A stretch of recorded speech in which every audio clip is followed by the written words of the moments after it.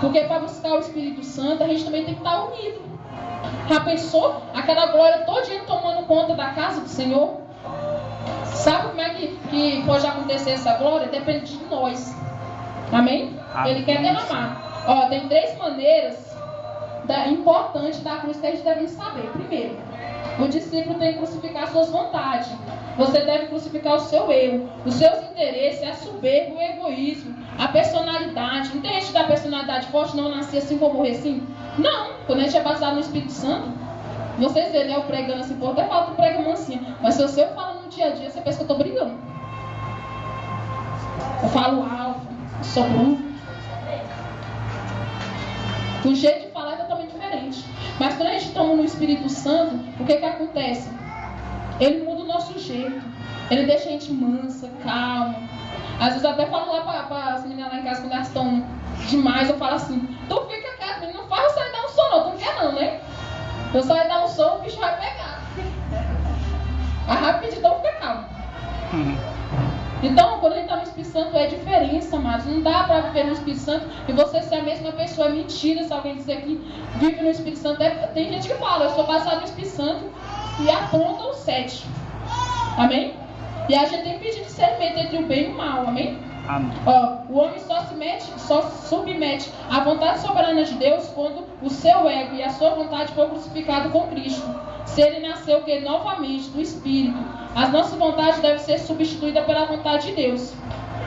Nessa noite vocês peçam isso, que a vontade de Deus venha prevalecer na sua vida, que a vontade soberana de Deus. Amém? Segundo, o discípulo crucifica a sua vida presente. Qual é a sua vida presente? Aquelas pessoas que você não fala: meus amiguinhos, irmão, eu converto, mas eles não querem se converter e eu não vou deixar eles. Amados, se vocês andar com gente que não está na mesma fé que você, a tendência é vocês, não é a tendência você trazer eles, não, que é difícil. Se você estiver num grupinho, é mais fácil eles levar você para o mundo. Essa é a mais tendência. Por quê? Porque como a gente saiu do mundo, a gente conheceu todos os prazeres da carne, o que é que a gente vai querer? Aí fica falando: mas aquilo é bom. E o diabo oferece cada prato bonito. Então a gente deve vigiar muito. Ó, o discípulo ressalta a sua dedicação completa no servir de Deus de todo o coração. Nós devemos servir a Deus de todo o coração, amados. Não é servir só 10% do meu coração. Não, 10% é para Deus, 5% para os filhos e 80% para o marido. Ele nunca vai receber nada de Deus. Porque Deus, a única coisa que ele não faz é dividir a glória dele com ninguém.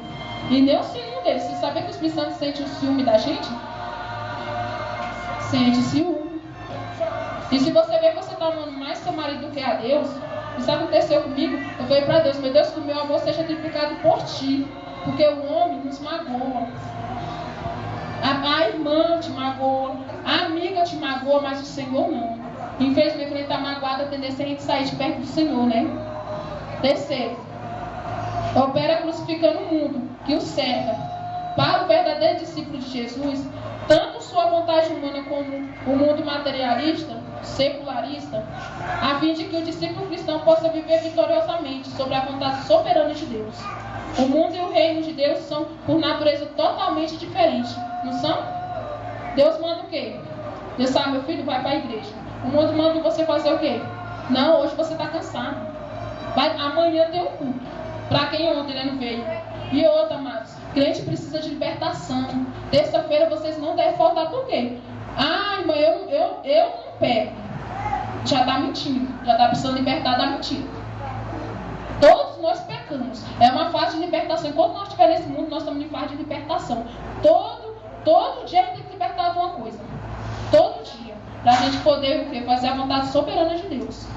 Ó, a cruz do discípulo de Jesus, portanto, significa primeiro negar a si mesmo, negar a sua vontade. Vocês estão pegando isso?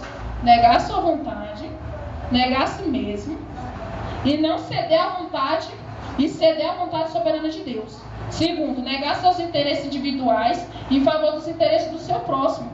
É difícil, né, mas quando tem alguma coisa que é só pra gente, né? Dá passa a perna no irmãozinho ainda. E nada, aquele bobo. Não, bobo não. É o escolhido de Deus, e cuidado. Eu tenho medo de mexer com o crente. Eu tenho muito. Porque eu vou falar uma coisa, na mão do Senhor pesa sobre aqueles que falam de crente. Oh, meu Deus, tira não. Teve uma pessoa que saiu até aqui na igreja. Vou até dizer por quê. Eu não falo hoje, não falo não. Ela veio aqui, né, nós aqui no altar e chorando, vem Espírito Santo. E eu na mão dela, a irmã na outra, vem. Abre a Bíblia que Deus vai falar forte. Aí lá o Senhor está dizendo, os castigos do Senhor, a mão dele não ia tirar tão cedo. Eu falei, meu Deus, como é que pode? Irmã, desiste não. Vamos orar mais, que o Senhor vai te perdoar do pecado. E ela estava num pecado muito grave, que era adultério. Ela estava adulterando. E aí o que acontece? Não, vamos continuar. Até que ela desistiu. Não, o Senhor não vai me perdoar tão cedo, então não vou mais não. E agora nós estamos aí pagando o preço para ver se ela volta, porque nossa coisa não é assim. O castigo de Deus é para nos corrigir, para a gente nos aproximar dele. Se ele não castigasse, nós não ia fazer o... Por que é que nós crentes temos medos? Porque a gente sabemos que o Senhor pesa a mão. E a gente amamos e queremos nos aproximar dele. Amém? Então a gente deve nos negar nossos interesses. Crucificar o mundo com as suas concupiscências e as vaidades da vida presente, secularizada, etc. Em troca dos valores espirituais. Quem quer trocar a vaidade da vida pelos valores espirituais do reino de Deus? Que nessa noite nós vamos ser valorizados, amém? E que nessa noite nós vamos pedir a Deus os valores espirituais na nossa vida, virtudes, amém? Como disse Jesus, porque qualquer que quiser salvar a sua vida, perdê-la, mas qualquer que por amor a mim perder sua vida, a salvará. Por quê? Se a pessoa negar as suas vontades, ela vai ser o quê? Vai ser salva, vai achar a salvação. Amém? Apóstolo João explica muito bem porque a crucificação do discípulo para viver a sua vida firmada no amor de Deus, a qual está acima das coisas materiais desse mundo. Aqui está nos versículos bíblicos. Não ameis o mundo e nem o que o mundo há. Se alguém ama o mundo, o amor do Pai não está nele. Por aí começa, né? E tem gente que está amando o mundo. O que é amar o mundo? É tudo aquilo que o mundo oferece para você. Você sabe, né? Aqui não tem nenhuma criança, né? Que até a minha filha, uma tem 9, outra tem 5, ela diz o que é errado, não.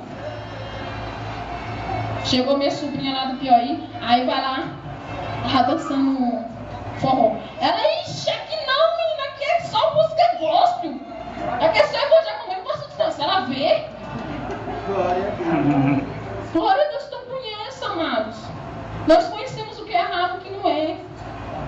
A gente faz o que a gente quer. Amém? Então a gente não devemos amar. Porque tudo que há no mundo, a concupiscência da carne, a concupiscência dos olhos, a soberba da vida, não é do Pai, mas do mundo. Porque onde estiver o vosso coração, então estará vinculado o teu coração no reino de Deus. Aonde está o vosso coração, ali está o tesouro.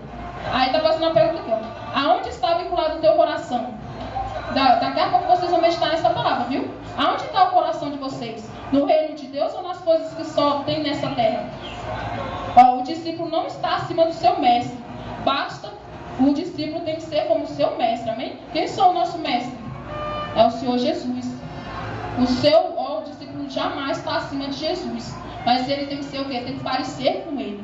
Nós devemos refletir a glória do Senhor nessa terra, amém? Eu gostaria de convidar vocês todos para buscar o Espírito Santo, amém? Não ficar em pé. Mas não fiquem com os olhos abertos. Se vocês